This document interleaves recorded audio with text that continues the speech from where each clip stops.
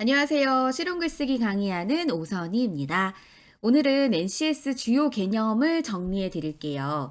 NCS는 산업인력공단에서 이야기하는 어떤 한 직업군이 있다면 그 직업군에 들어가기 위해서 이런 능력을 갖추어야 한다. 라고 딱 틀을 잡아 놓은 것을 말합니다. 이 NCS는 그 공기업 취업할 때 꼭 봐야 하는 지필고사의 이름이기도 하죠. NCS는 총 10개의 능력으로 나누어져 있는데요. 그 10개 능력 중에서 실용글쓰기 문제, 객관식 문제에 자주 나타나는 개념들이 있습니다. 그 개념들을 정리해 보려고 해요. 제가 공기업 취업 특강도 많이 나가고 공기업 취업 강의도 오랫동안 했었기 때문에 NCS 개념에 대해서 잘 알고 있었거든요. 근데 많은 그 실용 글쓰기를 준비하시는 분들이 그냥 글쓰기만 집중해서 보시느라 이 객관식의 많은 부분을 차지하고 있는 NCS 개념을 잘 모르고 그러다 보니 시험 문제가 너무 어렵게 느껴지고 그런 경우들이 되게 많았다고 하시더라고요. 그래서 저는 NCS 개념이 중요하다 생각하고 이렇게 한 강의를 마련해서 여러분께 제공해 드리고 있습니다. 제가 오프라인 강의를 했을 때에는 이 NCS 주요 개념을 3시간이나 마련을 해서 쭉 정리를 했었거든요.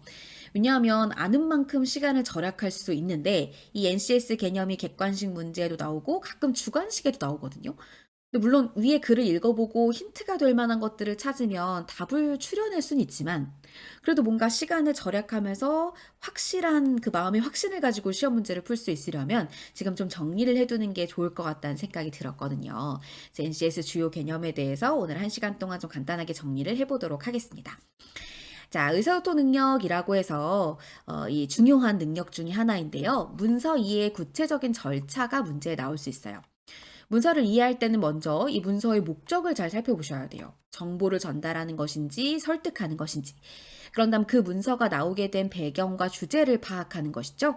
자, 목적이 먼저고요. 그 다음 주제를 파악하는 겁니다. 주제 먼저 파악하는 게 아니고 목적 먼저 본 다음 구체적인 주제를 파악해 주셔야 돼요. 그 다음은 정보를 밝혀내고 현안 문제를 파악하는데요. 겉으로 드러나 있는 정보 그 안에 깊숙이 들어가 있는 현안 문제.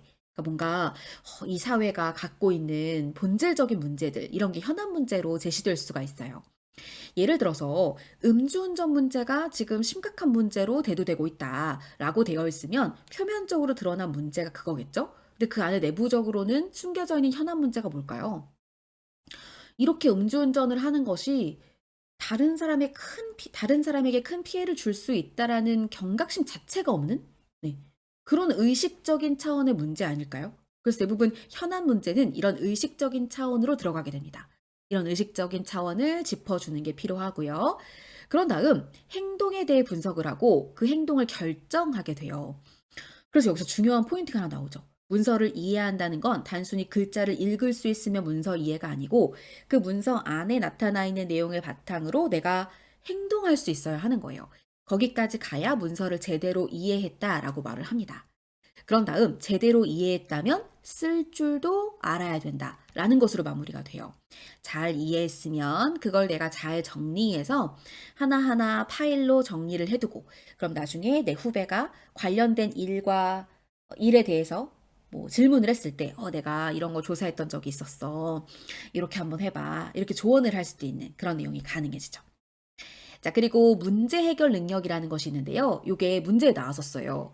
문제의 유형을 크게 발생형, 탐색형, 설정형으로 얘기할 수가 있는데 발생형은 이제 과거 지향적인 문제라고 볼 수가 있어요.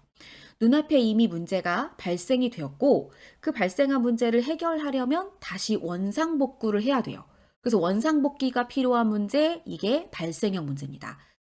예를 들어서 고객의 컴플레인이 들어왔어요. 그럼 이거는 발생형 문제인 거예요. 왜냐하면 고객의 컴플레인을 해결하고 그 원인을 해결하기 위한 어떤 노력을 해주면 원상복귀가 되잖아요. 그쵸. 그래서 이건 발생형 문제고 현재 지향적인 문제는 탐색형 문제라고 하는데 현재 상황을 개선하거나 효율을 높이기 위한 문제라고 볼 수 있습니다. 예를 들어서 지금 현재 나아가고 있는 길은 나쁘지 않아요. 방향은 괜찮아요. 근데 조금 효율성은 높일 필요가 있는 거죠. 생산성 20% 향상. 뭐 이런 식의 목표를 가지고 있다면 그건 탐색형 문제가 되는 겁니다. 탐색형 문제는 다시 또 세 가지로 나누어져서 잠재 문제 같은 경우는 문제가 잠재되어 있어서 인식하지 못하는 그런 문제를 말합니다. 그러니까 예를 들어서 뭐 어떤 고객들이 불만 사항을 얘기하지 않아요. 근데 고객에게 만족도 조사를 했더니 조금씩 문제 상황에 대한 고객들의 불만들이 나오게 되는 거죠. 그러면 딱 현재 눈으로 봤을 때는 고객들도 불만족한 게 하나도 없는 굉장히 만족된 상황인 것 같지만 조사를 통해 밝혀지는 이런 걸 잠재된 문제라고 하는 겁니다.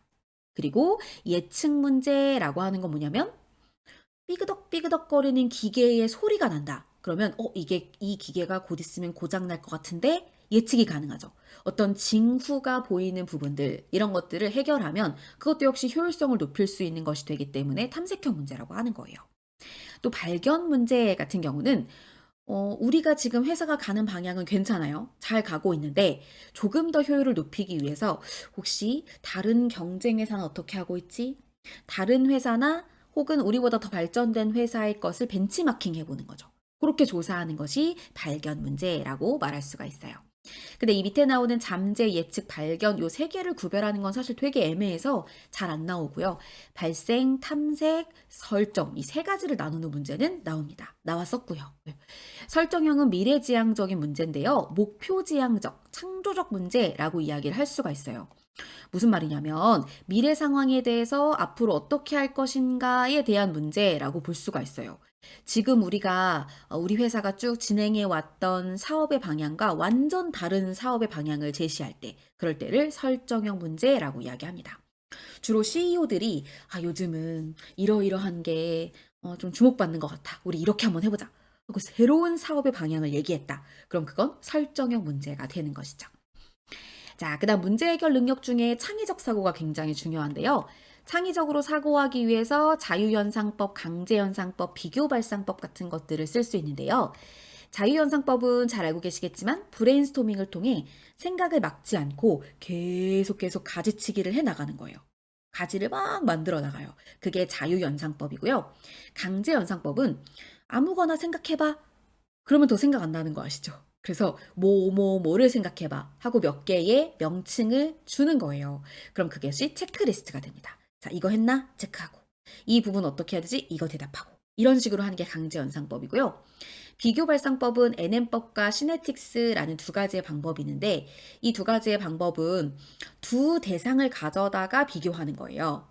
그래서 어떤 뭐 중고차에 관련된 사업을 진행하고 있다. 그러면 신차를 개발할 때 어떻게 하지? 신차 개발과 중고차 개발은 어떤 관련성이 있지? 이 두 개를 놓고 비교하면서 생각을 쭉 펼쳐 나가는 거예요. 근데 가끔 중고차인데 완전 새로운 뭐 예를 들어서 샴푸 개발 과정. 완전 두 개는 연결고리가 없어 보이죠. 근데 이렇게 전혀 연결고리가 없어 보이는 건데 두 개를 연결지었을 때 또 되게 대단한 아이디어가 떠오르기도 하거든요. 그런 경우를 창의적 사고로 묶일 수 있는 겁니다. 자, 비판적 사고는 단점을 찾아내는 게 아니라 종합적인 분석을 하는 것을 말하고요. 비판적 사고는 학습을 통해 배울 수 있습니다. 타고나는 게 아니에요. 이런 거 되게 선지로 많이 나옵니다. 그 다음 중립적인 입장에서 주장을 파악해보고 합당한 근거를 기초로 하여서 결국은 이게 타당한 것이다 생각이 되면 수용할 거고요. 불합리하다 생각이 들면 나는 이거는 안 선택할 거야. 요게 비판적 사고예요. 많은 분들이 비판적 사고라고 하면 무조건 해당 대상에 대해서 반대하는 거. 이게 비판적 사고라고 생각하는데요. 비판적 사고는 내가 합당한 근거가 있으면 그 내용을 받아들이고 아니면 받아들이지 않겠다라고 생각하는 과정이에요. 그렇기 때문에 무조건 반대하는 것이 비판적 사고다. 이렇게 보면 틀린 거죠. 그 다음은 논리적 사고라는 게 나오는데요. 문제 해결 능력을 키우기 위해서 우리 머릿속에 가져야 하는 사고방식 중에 하나가 창의적 사고, 그 다음은 두 번째로 봤었던 비판적 사고, 그 다음 세 번째로 보는 게 바로 이 논리적 사고예요. 논리적 사고를 키우려면 항상 생각하는 습관을 가져야 하고 상대 논리를 구조화해서 약점을 찾아 그것을 논리적으로 공격해야 하는 것이죠. 그래야 설득할 수 있으니까요. 생각은 구체적으로 하고 타인에 대해서 이해하며 인격을 부정하지는 말아야 합니다. 우리는 그 생각을 반대하는 것이지 그 사람의 인격을 무시하고 그 사람 자체를 받아들이지 않고 부정하는 건 아니니까요. 그리고 설득해서 상대방이 내가 원하는 행동을 하게 만드는 것, 그게 논리적 사고의 구성 요소라고 볼 수가 있어요. 많은 분들은 타인에 대해서 이해하려며 그러면 그 사람 생각도 인정해야 되니까 설득하면 안 되지. 이렇게 생각하실 수 있는데요. 설득이라는 행동 자체가 굉장히 정성을 들인 방법이에요. 다시 말하면 상대방의 의견을 무시할 거였으면 그냥 명령을 했겠죠. 야, 내 말대로 해. 내 말대로 따라와. 이렇게 했겠죠. 근데 시간을 들이고 근거를 찾아서 설득을 한다는 것 자체가 상대방을 존중하는 태도에서부터 나오는 거거든요. 그 점을 생각하셔야겠습니다. 자, 문제를 해결하기 위해서는 문제를 먼저 인식해야 되는데요. 이때는 환경 분석이 1차적으로 필요합니다. 그러니까 문제가 지금 어떤 환경 속에 놓여 있는지를 봐야 하는 거죠. 그때 필요한 환경 분석의 방법을 둘로 정리할 수가 있는데요. 이게 또 많이 나와요. 첫 번째는 3C 분석인데 고객, 자사, 경쟁사의 앞글자를 따서 3C라고 하는 거예요. 어떤 사업을 시작한다 그러면 당연히 고객 분석해야죠. 자사가 지금 어떤 상황인지 분석해야죠. 그럼 경쟁사도 분석해야죠. 이 3C에 해당하는 게 각각 무엇인지를 확인해 주셔야겠고요. 환경 분석 두 번째로는 SWOT 분석을 할 수가 있는데요. 내부 환경 요인의 강점과 약점, 외부 환경 요인의 기회와 위협이 있습니다. 자, 그렇다면 우리의 강점을 살리면서 기회를 타고 가면 SO 전략이라고 말하고요. 우리 약점을 숨기면서 기회를 타고 가는 것은 WO 전략이라고 합니다. 그다음 외부 위협을 최소화하기 위해 강점을 들이미는 거, 이건 ST고요. 내부 약점과 외부 위협을 최소화하는 약간 방어적인 측면이 아주 강한 전략이 WT 전략이라고 할 수 있어요. 이런 것들을 바탕으로 환경 분석을 하고 나면 주요 과제를 도출하고 과제를 선정합니다. 그러니까 어떤 문제가 있는지를 명확히 해두라는 거죠. 그런 다음 그 안에 다시 한번 문제를 도출하는데 아니 문제를 인식했으면 됐지 뭔 도출까지 하나 싶으시겠지만 앞서 말씀드렸던 것처럼 어떤 문제는 그 안에 내부적인 문제가 또 들어있어요. 어떤 의식적인 차원이라든지. 그렇기 때문에 문제 인식에서는 눈앞에 있는 문제를 인식하고 그다음 문제 도출에서는 그 안에 깊숙이 들어가 내부 문제를 파악하는 겁니다. 그런 다음 원인 분석하고 해결 방안을 제시한 후 평가를 하게 돼요. 우리가 지금 선택한 이 문제 해결 과정이 과연 옳았는지를 평가해서 다음에는 어떻게 할 것인지에 대한 계획을 세우는 것까지 들어가게 되죠. 그 다음은 자원관리 능력인데요. 자원관리 능력 안에는 시간관리, 예산관리, 물적 자원관리, 인적 자원관리 이렇게 네 가지로 제시가 되어 있습니다. 우선 자원관리로 한번 들어가 보면 우리가 이런 자원들을 낭비하는 이유는 비계획적으로 행동하거나 편리함만 추구하거나 자원에 대한 인식이 부족하거나 노하우가 부족할 때 자원을 낭비하게 됩니다.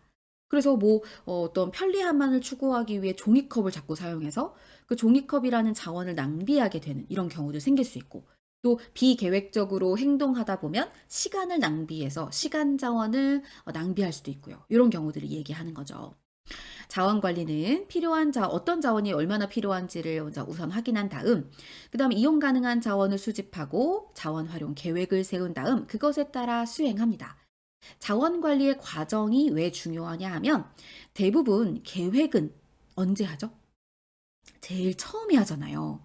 그러니까 자원 활용 계획이라는 말을 보면 이게 순서별로 제시하세요라고 했을 때 자원 활용 계획을 제일 처음 배치하게 되는 실수를 하기 쉬워요. 저도 그랬었어요. 이 문제 나왔었거든요. 그러니까 자원 활용에 있어서는 어떤 자원이 얼마나 필요한지를 먼저 확인하고 확보한 다음 그 다음 계획을 세우는 겁니다. 계획은 3단계에 들어간다는 걸 잊으시면 안 되겠죠. 옆에 있는 내용도 쭉 한번 읽어보시고요. 중간에 필요한 양보다 좀 더 여유 있게 확보한다. 이거 중요합니다. 네, 자원을 우리가 미리 계획을 세우고 할 때 필요한 것보다 좀 넉넉하게 준비하는 게 중요하거든요. 근데 그때 문제에 뭐가 나왔냐면 넉넉하게 준비하는 건 자원을 낭비하는 거다. 이렇게 연결지어 선지가 나왔었어요. 아닌 거죠. 넉넉히 준비하는 건 괜찮은 거예요. 잘하는 거예요. 그리고 스마트 법칙에 따라 목표 설정하는 게 나옵니다. 목표를 설정할 때는 구체적이고 측정 가능하고 행동을 할 수 있는 것, 그리고 현실 가능한 거, 실현 가능한 것이죠. 또 시간적인 제약을 두어서 면제까지, 며칠까지 이 목표를 세운다. 이렇게 정리를 해주시는 게 좋아요. 그래서 목표 설정에 스마트 앞글자 따서 정리한 거니까요. 한번 쭉 읽어보세요. 효과적으로 시간을 계획하는 것은 시간 관리 매트릭스라는 것에 의해 만들어져 있어요, 이미. 긴급하면서 중요한 걸 가장 먼저 하셔야 되고요. 긴급하지 않은데 중요한 것을 두 번째로 하셔야 됩니다.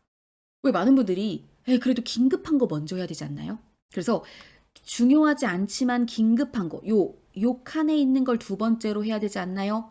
우선순위를 따지고 봤을 때 이렇게 생각하시는데요. 중요한 게 먼저입니다. 자, 긴급하다고 해서 중요하지 않은 걸 먼저 해버리게 되면 그러면 그 급한 마음에 제대로 일 처리를 못하게 될 수 있기 때문에 중요한 걸 긴급하지 않더라도 먼저 하는 것이 중요해요. 그에 해당하는 내용들 밑에 예로 담겨져 있으니까 봐주시고요. 긴급하지 않고 중요하지 않은 일은 안 하는 게 좋죠. 그래서 이게 어떤 걸로 나오냐면 여기 우편물 전화 이런 거 나오죠. 일을 할 때 막 카톡을 띄워놓고 그래서 친구들하고 카톡이랑 막 대화를 하면서 이렇게 하다 보면 결국 내가 해야 될 중요한 일들을 다 못하게 될 수 있다. 그러니 전화나 메신저나 이런 것들은 집중해야 될 일이 있을 때는 잠시 꺼두는 것이 좋다. 이런 식으로 시간 관리의 내용들을 얘기해 주거든요. 그래서 우선순위 요거 많이 나오니까 봐주세요. 자, 밑에 계획서 작성하는 것까지 읽어봐 주시고요. 예산 관리를 할 때, 자, 제가 빨강색으로 써놨어요. 무조건 비용을 적게 들이는 것이 좋다라고 생각하는 오류를 범하기 쉬운데요. 무조건 비용을 적게 들이는 것이 아니라 필요한 것에 필요한 양의 돈을 쓰는 게 중요합니다. 그리고 만약에 한 5개의 일을 해야 돼요. 근데 예산이 100만 원이에요. 그럼 이 100만 원을 5로 나누어서 책정하는 것이 아니라 우선순위가 높은 활동부터 적절하게 예산을 배정하는 것이 필요합니다. 그러니 가장 중요한 사업이 무엇인지 분석을 해둬야겠죠. 그런 다음 가장 중요한 사업에 많은 양을 배치하는 거예요. 자, 그리고 물적 자원을 적절하게 활용하지 못하게 하는 방해 요인들이 있거든요. 분실하거나 훼손하거나 보관을 해놓고 어디에 보관한지 모르고 또 사. 뭐 이런 경우들을 얘기하고 있어요. 그래서 물품을 효과적으로 관리하려면 반복 작업을 방지하기 위해서 사용 물품과 보관 물품, 지금 현재 바로 사용할 것과 보관해 두어야 하는 것을 나눠두고 동일하고 유사한 물품은 묶어두고 또 물품 특성에 맞추어서 왜냐하면 훼손되거나 하면 안 되니까 뭐 습기나 뭐 햇빛의 강렬한 햇빛을 피해야 하는 물건인지 아닌지를 잘 분석해서 보관을 해두어야겠죠. 또 인사관리 원칙에는 뭐 적재적소에 배치하고 공정하게 보상을 하고 공정하게 인사하고 안정을 찾을 수 있도록 종업원 안정의 원칙을 잡고 창의성 개발을 위해서 많은 사람들의 생각을 자르지 말고 다 얘기해 볼 수 있도록 하고 단결하게 하는 게 중요한데요. 여러 가지가 있지만 정리를 하면 적재적소주의, 능력주의, 균형주의라는 게 있습니다. 이런 게 이제 그 빈칸 넣기로 서술형 문제로 나올 수 있어요. 그러니 이거 잘 봐주시면 좋을 것 같아요. 뭐 적재적소라는 건 그 사람에 맞게 적합한 인재를 적재적소에 배치하라는 것이겠고 능력에 맞춰 보상을 제대로 해주라는 것이고 균형주의는 공평하게 공정한 인사를 해서 균형 잡힌 그런 인사 배치가 될 수 있도록 하는 게 중요하겠죠. 대인관계 능력이라는 것이 있는데요. 대인관계에서 진짜 제일 중요한 게 팀워크예요. 어떤 조직이 만들어지면 그 조직이 팀워크를 갖추어야 하는데 이 팀워크는 단순히 조직원들끼리의 사이가 좋은 것이 팀워크가 아니에요. 조직원들끼리의 사이가 좋은 건 그냥 응집력, 응집성이라고 하고요. 응집력이 있는 상태에서 높은 성과를 내야 팀워크가 있다고 봅니다. 그러니까 결과지향주의인 거죠. 결과가 나오지 않고 팀원들끼리 사이만 좋아요? 그거 팀워크가 좋다고 말 안 해요. 네. 팀워크가 좋은 것은 서로 사이도 좋으면서 응집력도 있으면서 동시에 높은 성과를 낼 수 있어야 합니다. 그래서 그걸 갖추기 위해서 하는 우리의 기본 요소들 한번 쭉 읽어보시면 이건 이해가 다 되실 거예요. 또 리더와 관리자의 차이가 있어요. 리더자는 좀 멀리 내다보는 사람이라면 관리자는 정말 그 사업이나 일에 깊숙이 관여하는 사람인 거죠. 그래서 여기 보면 리더는 사람을 중시하고 그리고 관리자는 사람을 관리합니다. 이런 차이가 있고요. 리더는 리스크를 그냥 취해요. 리스크를 통과해 나갑니다. 근데 관리자는 리스크를 웬만하면 회피하려고 하죠. 리더는 무슨 일을 할까라는 어떤 한 기업이나 조직의 철학을 내세운다면 관리자는 어떻게 할까? 그럼 그 어떤 철학이나 그 일을 리더가 얘기를 해주면 그걸 어떻게 해결해 나갈 것인가 어떻게 주목하는 사람이에요. 그래서 그때 서술형 문제 중에 그 어떤 갈등 관리를 하는 그 관리자가 어떤 역할을 하느냐 이런 문제가 나왔었거든요. 그럼 관리자는 당연히 어떻게든 이 현실을 이 위기를 극복해 나가기 위해 노력하는 사람이니까 위기를 현실적으로 극복해 나가는 방법들을 얘기하겠죠. 그런 식의 답안을 체크하시면 됩니다. 자, 리더 방금 말했는데요. 리더십은 여러 가지가 있어요. 독재자는 뭐 실수를 용납하지 않고 모든 정보가 리더의 것이기 때문에 나만 따라와. 이런 특성이고요. 민주주의의 근접한이라는 말을 붙였던 것은 리더들이 어떤 팀원들한테 의견을 막 받아요. 되게 민주적인 것 같아요. 하지만 최종 결정권은 리더에게만 있어요. 그래서 민주주의의 완벽한 모습이라기보다 민주주의에 근접했다라고 보는 거고요. 파트너십은 좀 발전된 형태죠.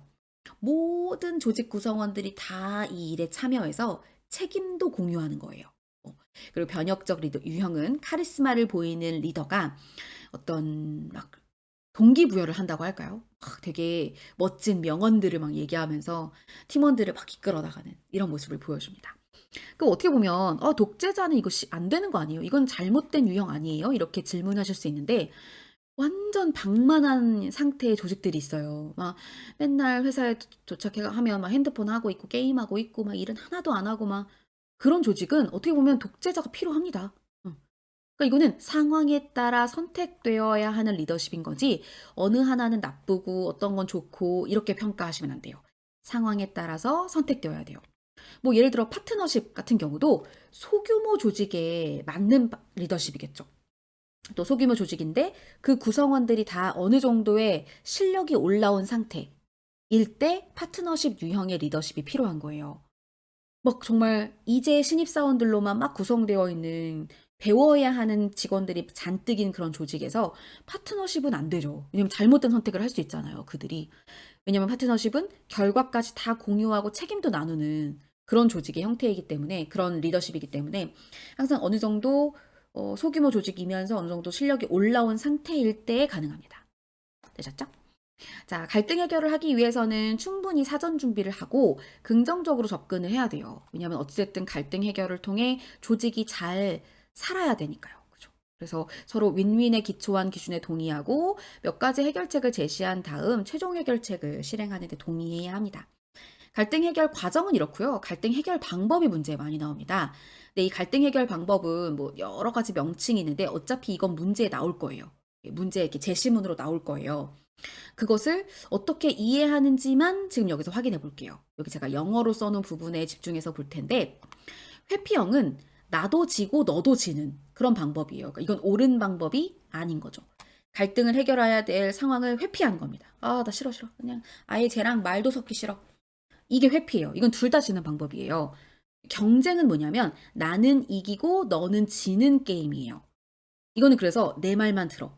갈등 상황에서 자기의 뜻을 굽히지 않는 거죠. 이런 게 경쟁형이고요. 수용형은 반대로 내가 지고 당신이 이기는 거예요. 그래서 내가 무조건 양보하는 거죠.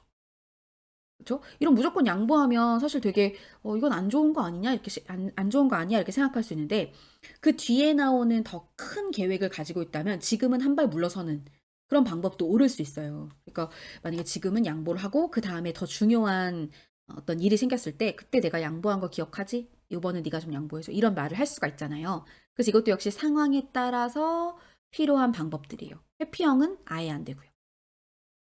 자, 그다음 타협형은 기브 앤 테이크라고 해서 뭐 주고받는 게 명확할 때를 말하고요. 자, 그다음에 나오는 협력형은 윈윈이에요. 이게 윈윈입니다. 그래서 통합형이 제일 좋은 이상적인 방법이라고 볼 수가 있어요. 아이고, 이고 그렇죠. 제일 이상적이에요. 그래서 너도 이기고 나도 이기는. 둘 다 뭔가 좀 서로의 차이를 인정하고 배려하면서 조금씩 양보해서 서로가 어느 하나도 손해봤다는 느낌 안 들게 마무리 짓는 거. 요게 윈윈 통합형입니다.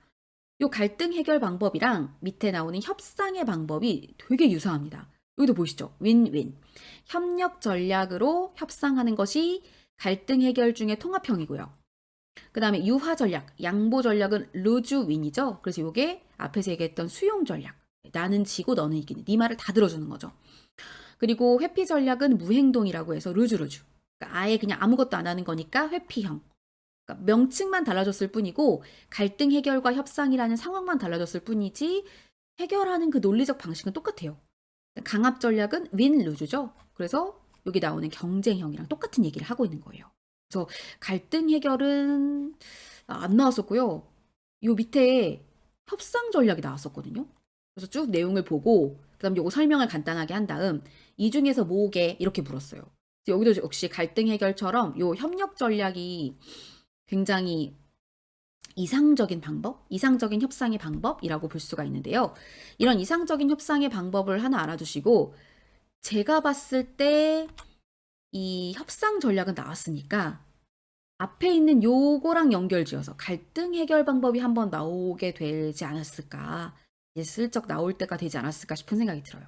요거 한번 봐주시면 돼요. 자, 협상에 5단계가 있는데 쭉 내용 보시면 저는 요게 되게 중요하다고 생각이 돼요. 상호 이해는 겉으로 보이는 내용들을 이해하는 거고요. 실질 이해는 실제로 원하는 것을 찾아내는 거예요. 이게 되게 중요한 거죠. 왜냐면 어떤 사람은 겉으로는 내가 뭘 원하는지 얘기를 안 해요. 왜냐면 내 정보가 나가면 그게 나한테는 마이너스가 될 수 있다고 생각하는 거죠. 그럼 쭉 돌려서 내가 원하는 게 이거다라고 상호 이해 단계에서 얘기를 하는데 반대편에 있는 사람은 저 사람이 겉으로는 저렇게 얘기하지만 실제로 원하는 건 이걸 거야. 이런 걸 알아내야 돼요. 그래야 성공적인 협상을 할 수가 있게 되는 거죠. 뿐만 아니라 말로만 하면 안 되니까 마지막에 문서를 작성해 놔야 돼요. 문서는 되게 권위 있고 보존력이 있고 신뢰할 만한 매체인 거 아시죠? 문서로 적어서 명확하게 해두셔야 됩니다. 자, 이것도 순서대로 잘 봐주시고요. 협상을 시작할 때 상호 친근감을 쌓는다라는 말이 나와요. 이 얘기는 뭐냐면 본론으로 들어가지 말라는 거예요. 딱 시작할 때는 마음을 서로 열어야 협상이 성공적으로 이루어질 수 있잖아요. 협력 전략에 맞춰서 아까 얘기했던 여기 밑에 나오죠? 협력 전략에 맞춰서 성공적인 윈윈 전략이 이루어져야 하기 때문에 그러기 위해서는 마음을 여는 상호 친근감이 필요합니다. 실제로 그래서 상대편 협상하는 실무자가 뭐 어떤 거에 관심이 많대. 우리 중에 혹시 그거에 관심 많은 사람 없냐? 해가지고 그 사람을 실무자로 내보내는 그런 경우도 있대요. 그러면 공통된 관심사에 얘기하다 보면 상호 친근감이 생기잖아요. 그렇게 해서 협상을 시작하기도 한다고 하니 본론부터 들어간다. 뭐 협상을 시작할 때 얘기하고자 하는 본론부터 바로 들어간다. 그럼 그건 X. 상호 친근감을 먼저 얘기하고 들어가는 게 맞습니다. 그래서 협상의 전략까지 같이 봐주시고요. 고객의 여러 유형들이 있어요. 그래서 빨리빨리 막 시간을 재촉하는 그런 고객이 있으면 그때는 시원스럽게 처리하는 모습을 보이는 게 좋고요. 이것저것 트집을 잡는다 그러면 좀 맞장구로 쳐주고 또 약간 실무자보다는 매니저급이 와서 상대를 해주면 더 좋다고 합니다. 거만형은 좀 과시 유형이기 때문에 그 과시를 다 채울 수 있도록 해주는 게 좋아요. 또 의심형은 의심을 계속 품기 때문에 이것도 역시 책임자가 와서 응대하거나 분명한 근거를 보여주는 게 좋아요. 그래서 심지어는 그 직원들만 보는 서류를 이렇게 보여주는 이런 것도 방법이 될 수 있대요. 그래가지고 이거 저희들만 보는 서류인데 자 여기 한번 보시면 이러이러한 내용이 있죠. 그래서 제가 거짓말하는 게 아니고 진짜 이런 상황입니다. 라고 아예 다 까놓고 얘기를 해주는 거예요. 그럴 때는 의심형 고객들을 잘 대응할 수 있다고 합니다. 이런 게 왜 필요하냐면 이런 고객들이 결국은 충성 고객이 될 자원이 된다는 거예요. 아예 진짜 떠날 고객이었으면 트집도 안 잡고 말도 안 하고 그냥 다시 안 오고 말았을 거예요. 근데 뭔가 트집도 잡아주고 의심도 하고 뭔가 막 뭐 이런 행동들을 보였다는 건 조금만 잘 대응해주면 충성 고객이 될 수 있다는 거니까 그렇게 잘 관리해서 가야 된다. 이런 의미인 거죠. 그래서 고객이 만약에 불만을 얘기하면 잘 들어주고 우선 감사.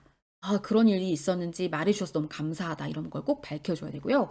사과를 한 후 해결을 약속하고 정보를 파악하는데 이 정보 파악하는 게 중요한 게요. 그 고객의 개인정보를 캐내라는 게 아니에요. 고객님 지금 어디 사시죠? 뭐 이런 걸 물어보라는 게 아니라 어떤 해결을 원하시는지 그 해결과 관련된 사항에서 필수적인 정보만 파악을 해야지 개인정보까지 얘기해달라고 하면 안 되고요. 신속하게 처리한 후 처리 확인과 사과를 한 번 더 합니다. 여기 앞에도 사과 한 번 나왔었죠. 고객한테 한 번 사과하고 처리를 한 다음 다시 한 번 사과하는 거예요. 그런 다음 피드백을 하는데 이 피드백은 고객한테 피드백을 하는 게 아니라 회사, 조직 내 직원들에게 피드백을 하는 거예요. 우리 이러이러한 고객의 불만 사항이 있었고 이렇게 처리했다. 다음에 혹시 이런 비슷한 상황이 올 때 참고해라. 하고 조직 내 직원들에게 피드백을 하는 겁니다.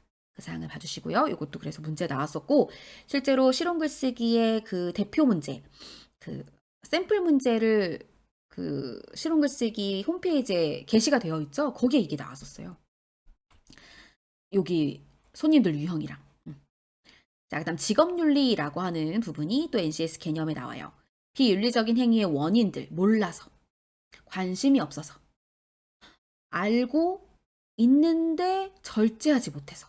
요 세 가지, 산무, 세 가지가 비윤리적인 행위의 원인이 될 수 있고요. 그리고 여기 보면 비윤리적 행위 자체가 나옵니다. 요 위에 건 원인이고요. 이제 이건 행위, 비윤리적 행위라고 말할 수 있는 거. 도덕적인 타성에 젖어서 바람직한 행동이 무엇인지 알고 있으면서도 취하지 않는 무기력한 모습을 보여줄 때, 이럴 때 도덕적 타성이라고 하고요. 그 무기력한 모습 자체가 비윤리적이다라고 말을 합니다. 그 다음 도덕적 태만이라는 것은 주의나 관심을 기울이지 않는 것을 말하고 있는 거예요. 비윤리적인 결과를 피하기 위해서 주의를 기울여야 함에도 불구하고 기울이지 않는, 즉 안전수칙을 철저히 지키지 않아 사고를 유발하는 경우들이죠. 예를 들어서 횡단보도에서 건너야 하고 신호를 지켜야 하고 이런 건 너무나 잘 알고 있는 거잖아요. 근데 그냥 설마 내가 지금 신호 안 지키는 거 이 한 번 때문에 문제가 일어나겠어? 싶은 이런 생각으로 주의나 관심을 기울이지 않게 되면 도덕적 태만이 되는 거예요. 저는 음주운전 문제도 이거라고 생각해요. 음주운전, 그래, 위험한 거 알아. 아는데, 음주운전 내가 했을 때 뭐 사고가 일어나겠어? 나 하나 때문에 그렇게 되겠어? 이런 마음이 도덕적 태만이고, 그거 자체가 비윤리라는 거예요. 음주운전을 했는데 사고 안 일으켰어. 그러면 나 비윤리적이지 않은 거 아니야? 그러니까 나는 비윤리적이라고 말할 수 없는 거 아니야? 난 잘한 거 아니야? 이렇게 얘기하면 안 돼요. 이미 태만했어요. 그렇기 때문에 비윤리적인 행동이 되는 거예요. 여기부터 출발을 해야지 우리가 진짜 어떤 직업 윤리를 지키며 살아갈 수 있게 되는 거죠. 그 다음은 거짓말. 그러니까 거짓말을 하는 것 자체가 비윤리입니다. 네, 이것도 봐주시고요. 일반적인 직업 윤리 요 6개가 시험 문제에 나왔었습니다. 소명의식은 하늘이 맡긴 일이다라고 생각하고 직업의식을 펼치는 거고요. 천직의식은 내 능력과 적성에 꼭 맞는다라고 여기며 열성을 다하는 걸 말합니다. 직분의식이 이 소명의식이랑 되게 헷갈려 하시거든요. 직분의식은 자신이 하고 있는 일이 사회나 기업을 위해 중요한 역할을 하고 있다고 여기는 거예요. 내가 하는 일이 별거 아닌 것 같아도 이게 사회를 돌아가게 만드는데 톱니바퀴가 이렇게 맞아 떨어져야 이 사회가 돌아가는 것처럼 내가 하고 있는 일이 바로 그런 일이다 라고 여기는 게 바로 직분의식입니다. 책임의식은 사회적 역할과 책무를 다하는 것이죠. 전문가의식은 지식과 교육을 밑바탕으로 성실히 수행해야 가능한 것이라고 생각하는 거예요. 그래서 어떤 의사 선생님이에요. 자기가 의사라는 직업을 가지고 있는데 새로운 의술이 개발됐으면 그거 공부해야죠. 근데 공부하지 않고 그냥 될 대로 되란 식으로 내가 그냥 알고 있는 지식만으로 해도 되겠지 뭐. 이런 사람은 전문가 의식이 없는 거예요. 전문가 의식을 가지고 있다면 내가 진짜 열심히 노력하고 지식과 교육이 뒷받침되어야 하는 일이야 라는 걸 끊임없이 스스로 주지시키면서 계속 공부하는 사람이 되어야 해요. 이게 전문가 의식이거든요. 또 봉사 의식은 직업 활동을 통해 다른 사람에게 봉사하는 이런 마음을 가져야 된다라는 것이죠. 일반적인 직업 윤리임에도 불구하고 일반적인 걸 하지 않는 사람들이 너무 많은 것 같아서 참 되게 안타깝게 생각이 들더라고요. 자, 이렇게 직업 윤리까지 만나봤고요. 역시 교환은 카페에 오시면 다운로드 받으실 수 있습니다. 저는 이 뒷부분에 나오는 직업 윤리가 거의 매회 반복적으로 출제됐던 경우가 있었어요.